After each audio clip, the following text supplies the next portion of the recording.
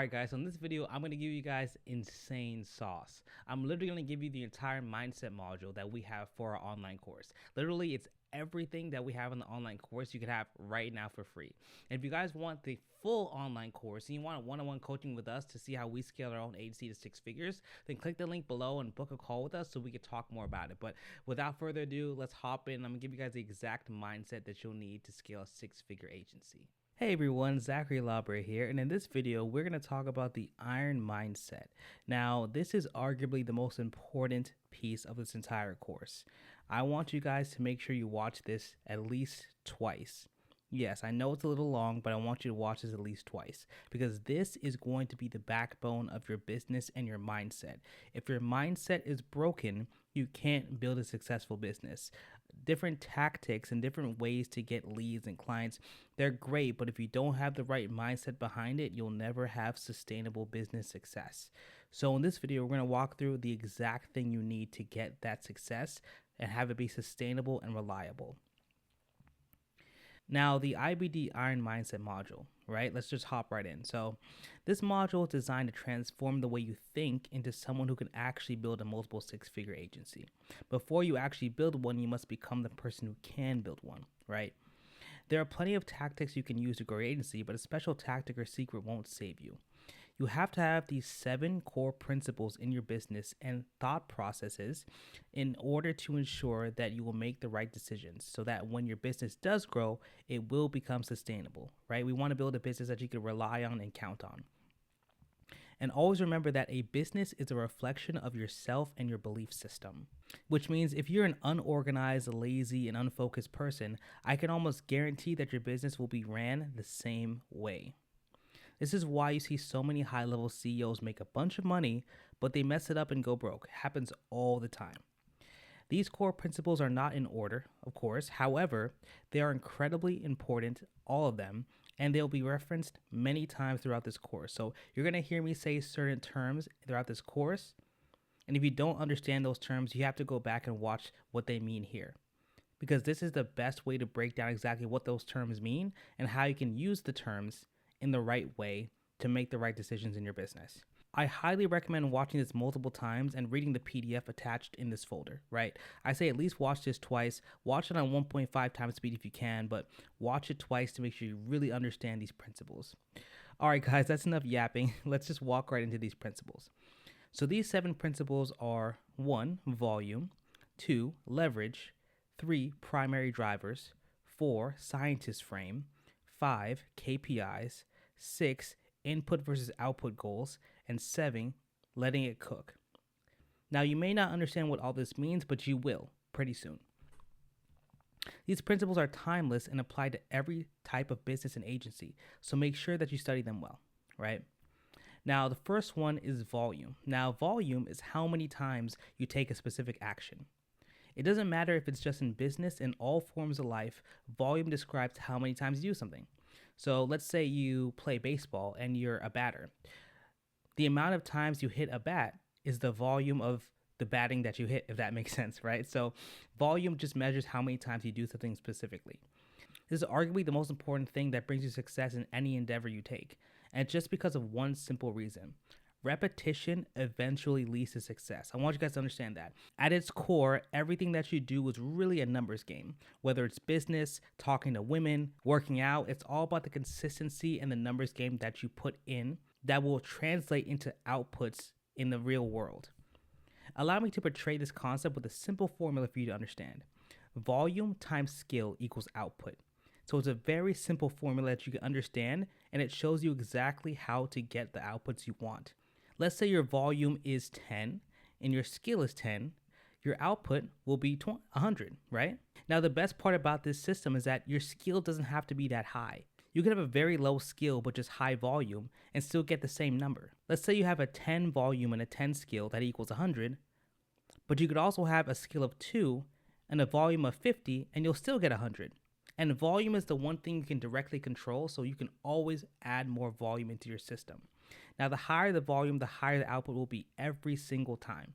Now, the greatest people on the planet are in the position that they are in just because their volume blows every single other person's volume out of the water. Now, let's take a look at Steph Curry, for example. Now, I'm sure you guys know Steph Curry. Honestly, who doesn't nowadays? And he's the greatest shooter to ever breathe air. He's amazing. Now, the average NBA player practices at least 150 shots per day. That's about on average. That may sound like a lot to a regular person, and it really is. Practicing 150 shots every single day is a lot of time and a lot of effort. However, Steph Curry shoots on average at least 500 shots per day. That's literally over 3 times the amount of shots taken. And in his games, his goal is to only make about 10 to 15 shots per game.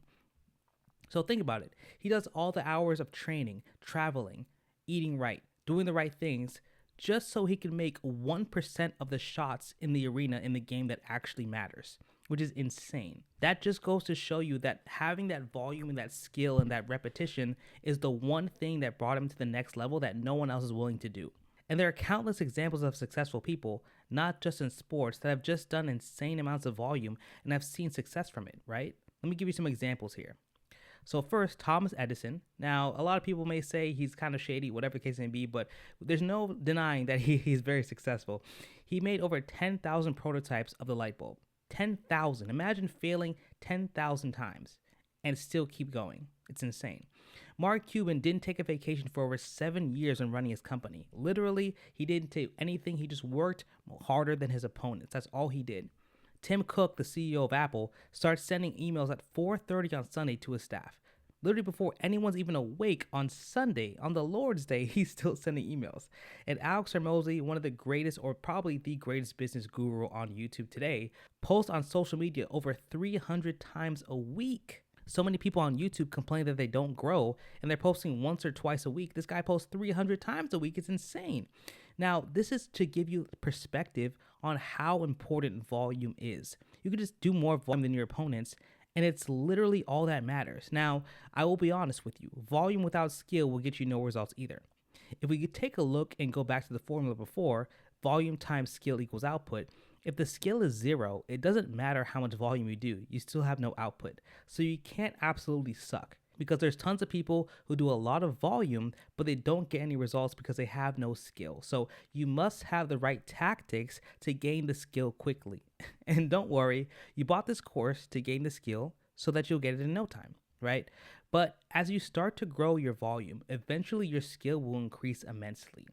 I want to leave you with this one specific analogy. Alex Hormozi talked about there were 2 different college classes. And each college class had one rule: to make the best pot or vase that they can make possible. Now, one class was focused on making one vase and trying to make that vase a perfect vase, when the other class focused on just making as many vases as possible, and the best one will be the one that's the winner. Now, I'm sure you guys know where this is going, but obviously the class that made the most pots or the most vases were the ones that had the best pots and vases overall, because they just did the skill over and over and over again and improved every single time. That's important. You must improve as you grow. So the moral of this principle is do more volume than you think you need to. Really, that's really what it comes down to. No matter how good or bad you are, almost all of life is a numbers game and statistics. If you're not seeing the results you want, then just do more. Really, that's really what it comes down to. That comes down to life, and especially in your business. All right, so principle number 2 is leverage. Now, the principle of leverage is how much you get out of doing something. So to illustrate this, let's say we have 2 different people. They both work the same exact job. They make bowls at Chipotle. At Chipotle, everyone loves it. Chipotle is goated, right? And they both also work the same amount of hours. Let's say they both work 40 hours a week. However, one of them gets paid $10 an hour, and the other one gets paid $20 an hour. Who has more leverage? Probably the guy who gets paid $20 an hour, right? Because they're doing the same amount of work. However, one makes more from the work that they do. Now, I made this really cool diagram for you. You guys can tell I'm not an artist, but you can see here that this guy on the left has less leverage than the guy on the right. Very simple. Like I said, they're doing the same exact job with the same exact hours. However, Chipotle worker number 2 has more leverage because he's getting more out of what he's doing. And that is what the most successful businesses on the planet do. Leverage is being able to squeeze as much value out of your work as possible. To make this even a better illustration, there are 2 different approaches that a lot of people have when it comes to business. There's the shotgun approach and the sniper approach.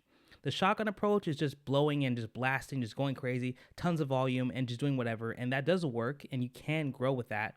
However, the sniper approach is more effective, using one specific tactic that has the most leverage that you can use to grow exponentially.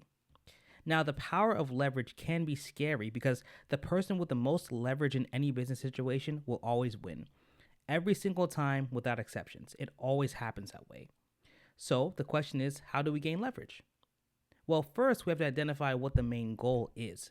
We also have to define the system that we should use to give us the maximum amount of leverage, because the definition of leverage can change for every single situation that you might be in. And every single system or method has a different degree of leverage. Since we're running an agency, our main goal is to get people to buy from us, or in other words, acquire clients. So that is a leverage that we'll have, so we can use that to feed our families, get financial freedom, and to just grow our lives and improve our lives. Now, there are 3 things that people need to do to buy from us, and they are: 1, they need to have a problem; 2, they must trust our solution; and 3, they must have the means to buy your product. Now, the cool part is that every system has its own form of leverage, which is unique.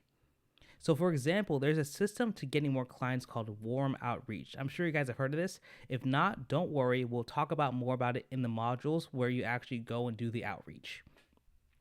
Now, this is where we ask people who already know and trust us, like our friends and family, to be one of our clients. Very simple. Now, this method may be a lot slower than the other methods because you probably don't know 10,000 people. If you do, then, congrats, that's awesome, but most people don't. Now, the leverage of the volume is low on this system. Now, we're going back to volume, right? Volume is just how many times you can actually do something. So the leverage of the volume is low, but the leverage of trust is extremely high because you already have built years of love and trust with these people, so they're extremely likely to buy. They're way more likely than a stranger. So you can see how leverage has different levers that you can use in different situations. Leverage is not just this one thing about volume. Now, leverage can even go deeper than this, but for now, let's just start with an example that you can use to get in front of people who have our specific problem. So let's say our leverage is we want to get in front of people who have the specific problem, let's say getting more customers since we're an agency. So if we need to get in front of people with a certain problem, we need to first let people know that we exist, right? No one's going to buy from you if they don't know you exist. That's number 1. And we also know that volume is a principle we can use in our business, going back to volume. So one point of leverage is getting the maximum number of people to know us with the smallest amount of effort. That is a great point of leverage that we can use. So what are some examples of systems that can get our potential client to know us? So there's a cold calling system, which is calling people on the phone who might be interested, just strangers. Cold emailing, sending emails to potential prospects, that works too. And running Facebook ads, right, to send out ads to our interested prospects about our services. So there are 3 different things here. Now, let's break down what system will give us the most leverage in finding a potential client. Now, first is cold calling. Now, cold calling, there are pros and cons to it, just like any system. So first, you must make a large number of calls to see results, right? You're not going to close someone on the first cold call, probably not, right? Even if your skill is very high. 2, you can't scale unless you build a team, so you need physical humans, or you can kind of use AI, but either way, you're going to need to build a system to actually make sure it runs on its own. And 3 is you can get a client very quickly if your skill is adequate, right? Now, this is probably one of the fastest ways to get a client if you already know what you're doing. Now, the leverage verdict on this one is low to mid. So it's very simple to get started. You can get a client very quickly. However, it can be hard to scale and expensive to scale at that. Now, the next one is cold email. Now, for cold email, you must send a large number of emails to see results. Like cold email, the volume is really important on cold email. I'll say that, right? Now, you do also have to do a lot of follow-ups as well, but we'll get to that. So the next one is you can use AI and automations to scale without a team. So it's a lot easier to use AI and automations for cold email because there are different softwares like Instantly and Go High Level that can send out emails for you. Now, 3 is it usually takes a lot of follow-ups to get a booked appointment. That's the thing. It does take a lot to follow up with people and turn them into appointments. So that's the one thing that's bad about cold email. But overall, the leverage for cold email, I say, is mid to high, right? It's higher than cold calls, but not as high as, let's say, ads, for example. Now, running ads on Facebook, it can cost a lot of money up front, which can be expensive. But you will get in front of the right people who are actively interested right now. And you can set it up once and it can work pretty much forever. If you know how to run ads, you pretty much don't have to change an ad for months, even years, right? So it's really, really good. Now, the leverage verdict for ads is high to highest. It's probably the highest leverage thing you could do. So in this example, you can see that running ads can be the highest leverage action we can take in our business. And this is why every Fortune 500 company spends millions of dollars on their advertising budgets. So your goal is to find the highest leverage action you can take in your business and basically spam it and milk it to death, right? Just spam it, right? Now, a lot of people may think you have to have a balanced system. No. We're in business not to build a balanced system. We're here to find the one thing that's going to get us the best results and just keep doing it over and over and over again. That is how you really take over the market, right? You focus on that one pinpoint and you just blast it. So also remember that leverage in a certain system can be increased or decreased, right? A certain system doesn't have a set type of leverage. So in our past example, even though cold calling is on the lower side of leverage, you can increase it by hiring people for you, increasing your skill to improve your show rate and your booking rate and your sales rate. And you could also use AI to call prospects. So there's different ways to really go out there and grow on that end. Now, the moral of this principle is that leverage is the most important thing you can have in your business. Number one, you need to have the highest leverage system you can and use it effectively. And you must figure out how to increase leverage at all costs because the person with the most leverage always wins in business. All right, so principle number 3 is primary drivers. Now, primary drivers are the core desires that everyone will use to do anything. Right? That sounds kind of abstract, I know, and kind of broad, but let me put it like this for you to understand it easier. Let's say someone wants to start a business, probably you, right? Because you're here. There are many reasons why someone would start a business, but there's always an underlying reason as to why. Everyone has an underlying condition and driver that forces them to take action. So I've made this diagram below to show you more in detail what it would look like for someone's underlying primary drivers. So first, you can see here is a pretty simple triangle. It's kind of like the Maslow's hierarchy of needs, if you guys know that one, but it's much more simplified here. So first, someone wants to start a business at the top here, probably, but there's a reason behind that. They want to start a business probably because they want to become financially free. And why do they want to become financially free? Because they want to take care of their family and their loved ones, right? And we can keep going down and down, but that's at its core. People normally want to do this so they can take care of their family, make money, just live an easy life. That's all they want to do. So this diagram illustrates the core desire of someone who wants to build a successful business to take care of their family and their loved ones. So these core desires need to be completely understood by you in order to get someone to buy from you. And these core desires should be displayed in every part of your business, from your offer to your ads and the exact way you write your sales pages. So this is what we call copywriting for those of you who don't know. Now, the best way to understand the primary drivers of your ideal client is to understand their exact issues and what they're dealing with.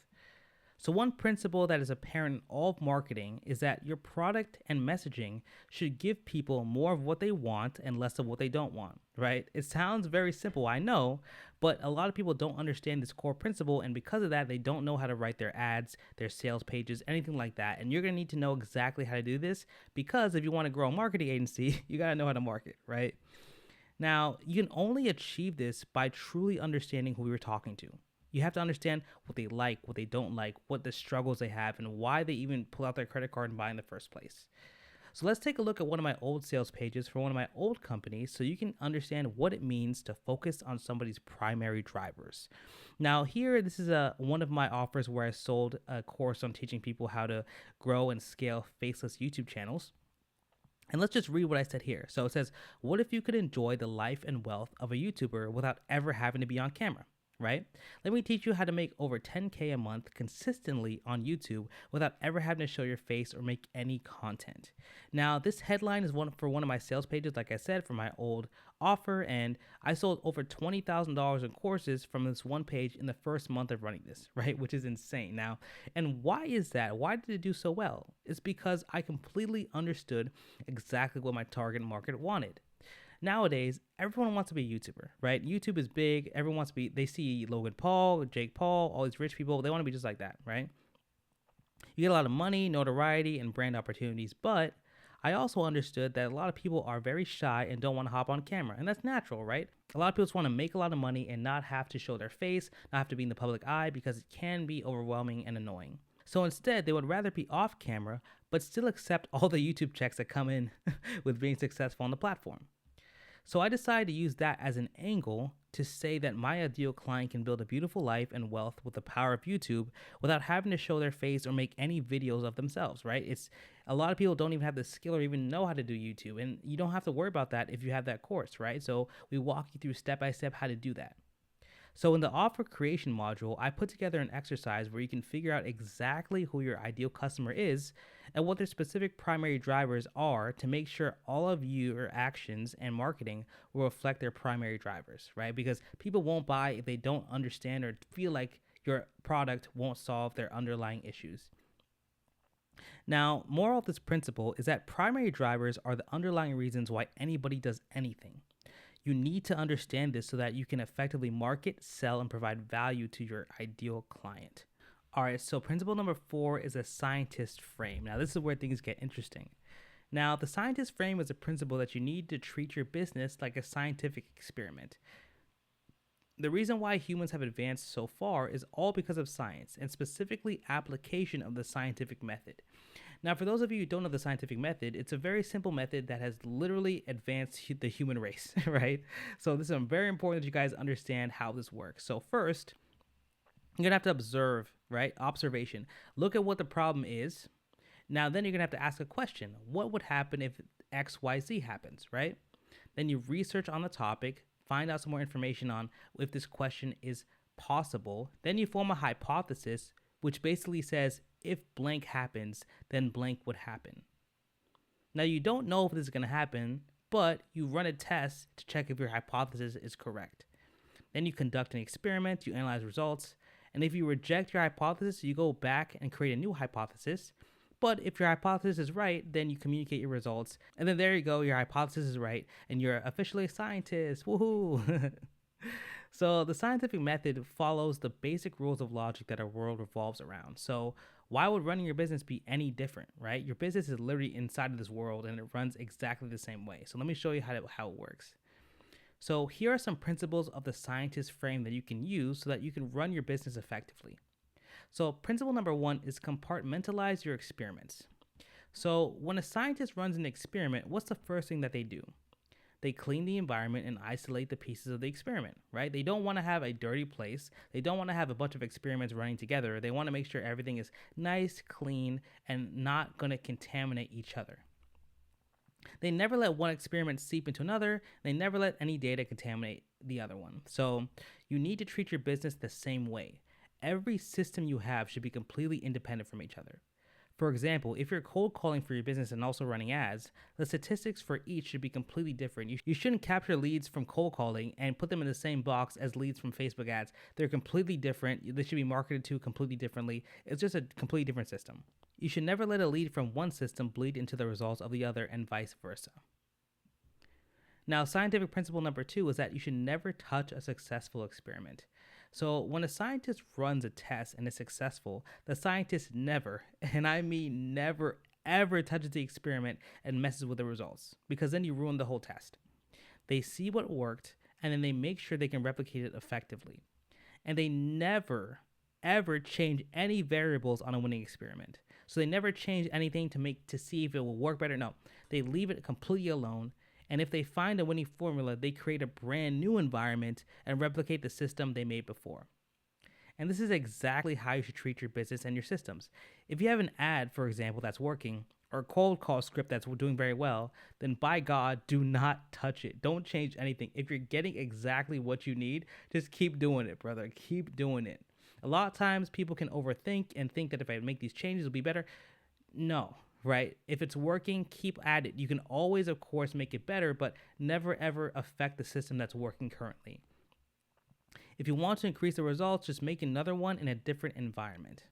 Now, scientific principle number 3 is never get emotional with the system. So the core principle of science itself is knowledge about the world. And the one thing that will ruin the credibility of any scientist is having any specific bias towards that information.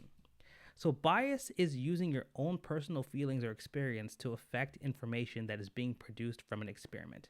And that is the best way to ensure that your experiment will fail, right? If you're biased, if you think that your emotions are going to make a difference, it's just not the best play, right? Never ever be too emotional about anything you do in your business. Now, in business, it's easy to get emotional about a certain ad that we've created or a certain system that we like the best because, business at its core can be emotional because you want your business to change your life, right? So it's totally fine to be emotional, but that's completely illogical. You're shooting yourself in the foot doing this. We must focus on the one variable that's working the best, and we must cut off the ones that are underperforming. It's very simple. No matter how we feel about it, that's the only way our business will grow. That's literally it. So, the moral of this principle is you must treat your business as if it were a scientific experiment. The principles of science are the only reason why we as humans have grown and evolved, so your business will only grow and evolve through the same principles. All right, so next principle is KPIs. Now, this principle is pretty straightforward. KPIs stand for key performance indicators. It's a very, very common term in business. Now, these are the numbers that directly correlate with the success of your business efforts. At its core, a business is just a collection of numbers. These numbers directly show if your business is succeeding or failing, right? These metrics are your North Star for your business, and if you don't hit them, everything else will go wrong. Every single piece of your business, whether it be your show-up rate, your booking rate, or your sales call closing rate, every single piece of that is a number that must be tracked. And you must track those numbers effectively to know what to do to make changes effectively and to grow your business in the right way. So I can't emphasize how important it is that you know your numbers. You have to know your numbers to a T. You have to know how much you're spending on ads. You have to know how many cold calls you do. Literally, if you don't have these numbers, you'll never ever be able to make changes and never be able to grow. One thing Alex Hormozi said is that if you're not measuring, you're failing. And that's so true. If you're not measuring your body weight, if you're trying to lose weight, you're failing. If you're not measuring your money when you're trying to make more money, you're failing. If you're not measuring how many dates you go on, you're failing in dating, right? That's just how it works. If your numbers are low and they're not consistent, you will never grow. I want you guys to understand that. Also, you could be throwing trash at the wall, but if you're hitting your KPIs, then nothing else really matters, right? You could be doing terrible things. You could be completely unorganized. I don't suggest you do that, by the way. I'm just saying, but if your KPIs are right, then you're fine. That's totally fine. So the thing is, you got to understand, it's just like when you were in school, right? In school, all that matters is that you got a good grade. Really? That's all that matters. People don't care if you studied or not. They don't care if you understand the material. And they don't even understand if you ever use this ever again in your life. They don't care. As long as you get the good grades, you're going to make it. So all that should matter is that if your KPIs are in order. And also, not every KPI is created equal. There are different levels of KPIs or key performance indicators that are more important than others. Now, to show you this, let me show an example. Let's say you're doing cold calling for your business. Now, there are 3 different KPIs to look at. You look at the pickup rate, which is the amount of people who pick up the phone, the pitch rate, which is the amount of people you actually tell your offer to, and the booking rate, which is how many people actually book a call with you. Now, the pickup rate is like the least important KPI, followed by pitch rate and booking rate. So here's a diagram to show this hierarchy. So let's say you have a pickup rate of like 0.5%, pitch rate of 3%, and booking rate of 1.5%. Now, this is just an example. You'll be able to know the exact KPIs in the actual module itself, but let's just say for now, for percentage, the target is 2% for pickup rate, 5% for pitch rate, and 1% for booking rate. So you can see here that your pickup rate is low, your pitch rate is low, but your booking rate is actually pretty high. You're over the target, which is great. Now, in this scenario, you shouldn't change anything because the most important piece is the booking rate. You wouldn't change anything just because your pitch rate is low, because who cares if your pitch rate's low if you're booking tons of calls? And at the end of the day, you're trying to book tons of calls for your business. So every different metric in your business has different KPI. And like I said, we'll go through every KPI for every system further in this course. So being able to calculate your KPIs and do it effectively is super important. Now, the moral of this principle is knowing your KPIs is a non-negotiable. This is the most tangible way to see if your business is actually working or not. So if you don't do this, you don't care about your business as much as you need to.